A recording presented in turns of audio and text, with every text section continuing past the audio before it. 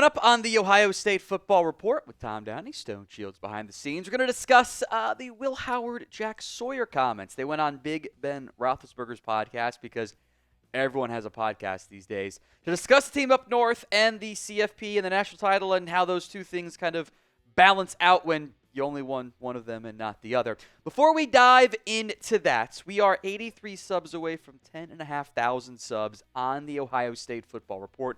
Got some big plans for the channel this upcoming season, including some watch parties. So if you want that, hit the sub button for free, youtube.com/GoBucks. Big Ben basically asked, is it okay to lose the team up north but win a title, or would you rather beat that team up north and not win the national championship? And both Jack Sawyer and Will Howard had what I think is the correct answer. Jack saying winning a national championship. By the way, of note, these are both now Steelers, so Big Ben Steelers, that's why they got connected there. And that takes no emphasis of how important the game is. When you win a national championship and tells you they'd rather go 1-12 and beat the team up north, I think they're crazy. You're playing this game to win championships. Make no mistake about it. No one wants to beat those guys more than we do. But at the end of the day, there's nothing we could have done after. Obviously, the game is still going to be the game because it is the game, but the best rivalry in the sport. But at the end of the day, I think you'd be crazy to say you'd rather beat them and not win a national championship instead of win a natty and not beat them. In a perfect world, you do both those things. Obviously, we didn't. But winning a national championship kind of erases all of that. At least for me, it does. I think both is the correct answer here. Not an option. You got to choose.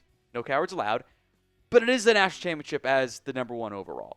How would we feel right now? How would everyone out there feel if you beat Michigan, but you lost to Oregon in the CFP and you didn't win the national championship? Would anyone feel better than the way they feel right now? I think the answer is no. So I think Jack Sawyer is correct here. You take the national championship.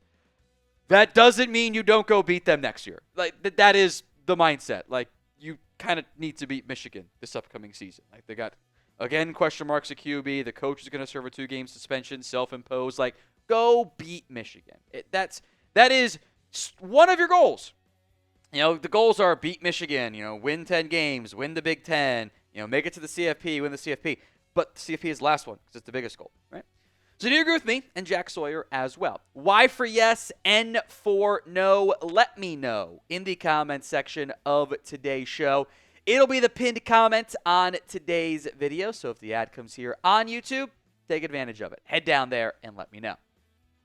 Here's what Will Howard had to say on the national championship. He says, me just being into the rivalry, and I was a Penn State fan, so Penn State thinks that the rivalry Ohio State, and OSU doesn't really see it that way. But I think the rational Buckeye fan would say, give me the championship every day of the week. I would hope so. Again, I think that's a good take from Will Howard. I actually appreciate him acknowledging there's some fun background there of he wanted to go to Penn State. Penn State never offered him, and it was revenge game for him when OSU played them. I'll kind of pivot off the team up north stuff because I think the answer is obvious there. OSU Penn State, really intriguing this year for me. 8 straight wins for Ohio State over Penn State. The last year Penn State won consecutive times against the Buckeyes was 1980. I think the record is 25-14. There might be a tie in there somewhere. It's been domination from Ohio State. I think Big Ben made the comparison. It was like big brother versus little brother with the Steelers and the Browns, which probably didn't go over well with some in the audience because, Ohio State and Cleveland. But I think that the point is pretty valid there.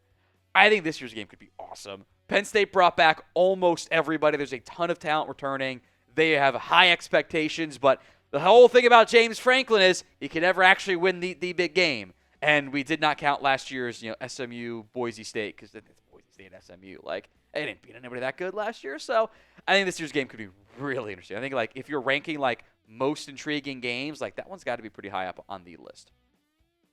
Now, speaking of the national championship, go get your gear today if you haven't already done so. Chatsports.com/OSU champs. Link will be in the comments section and the description of today's show. That's chatsports.com/OSU champs. The clickable link over there in the corner as well.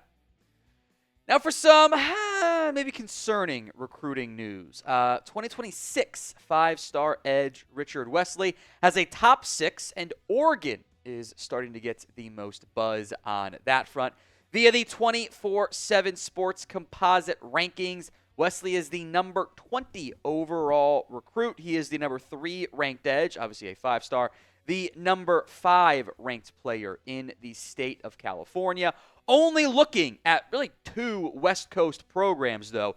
Oregon, who might end up being the favorite here, USC, then Ohio State, Texas A&M, Tennessee, and Texas. So kind of an interesting top 6. I feel like, Ohio State, top 20 guy, okay, that makes sense. Texas, that makes sense. USC, okay. Oregon, yeah.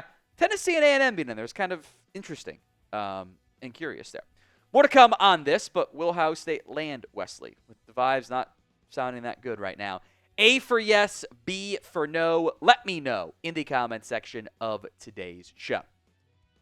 Let's get to what Greg Biggins, who was one of the top recruiting analysts for 24/7 Sports, said on Wesley. He was a top 5 prospect in the 2027 class before reclassifying to 2026. Talented player, the best edge prospect to come out of California since Kayvon Thibodeau from the class of 2019. He's actually been comped to Thibodeau in terms of play style, but at the same stage in their development.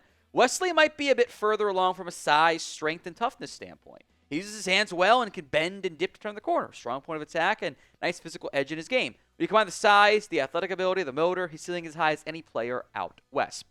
In general, reclassification guys do kind of give me pause. Now, it's more so at quarterback, where I just think you kind of need that development. That even at the high school level, like it's such a big jump that's coming when you go from playing high school ball and, depending on what league you're in and where you're playing, there's probably a handful of other D1 players on your team that you face over the course of a season, and there's a chance you might not face that many good offensive linemen. Like, you're playing a lot of guys that probably aren't going to go play football at the collegiate level.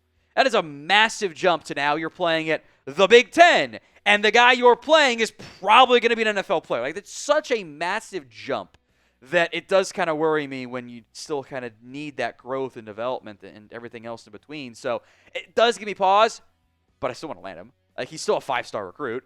Like, it's also an edge. Like, sometimes just take the big, fast, strong guy. Like, that's a normally good drafting strategy in the NFL too. Like, I do think that needs to be a focal point for the Buckeyes. And in general, the defensive line, the edge group, hasn't had the most success kind of late. They've lost some battles. They haven't always got the guys they wanted in the transfer portal.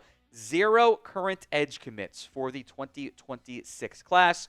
That will change. If it's not 5 stars, that will change.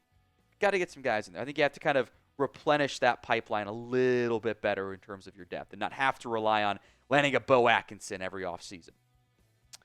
Quick minor positive update here. Turns out these Buckeyes did come to play school. The Ohio State football program is the only D1 program with an APR, the academic progress rate, of over 1,000. That's academic eligibility, retention, graduation, and measure of each team's academic performance. It actually makes sense that OSU is the only team because they brought back so many guys last year. They had so many draft-eligible players who were going to be draft picks that came back for one more year. The bonus point there is it actually boosts your APR score in the progress, and you're not Akron, who is now bowl ineligible before the year begins because their APR scores have been so bad. How does that happen at Akron, by the way? Like, it's not even Kent Reed, Kent Wright, Kent State. I can say that my parents and sister went there. Other people probably can't say it. It's kind of mean. Like, really? Really? That's weird to me. Anyway, great job by Ohio State. Objectively funny second team, by the way, is Alabama, which is not what you would expect. I guess credit to Saban and Kalen DeBoer. Both teams beat out Harvard. Get wrecked, Harvard. There you go. The one thing they can hang their hat on, they don't even have that one going there. So, and that was I thought a fun little story and some shots fired at the Zips to include on that front.